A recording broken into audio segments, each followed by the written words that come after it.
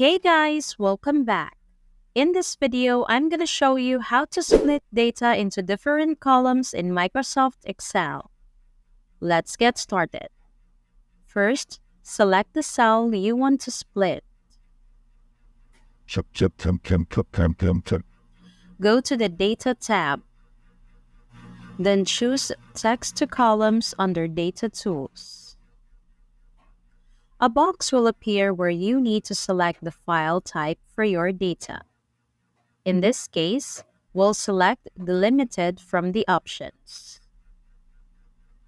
Click on Next. Next, select how your data is split. Choose a space and then click Next.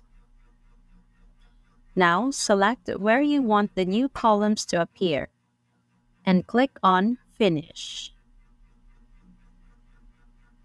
That's it. The first name and last name have been split into different columns. Thanks for watching. If you found this video useful, don't forget to give it a thumbs up and hit the subscribe button for more content like this.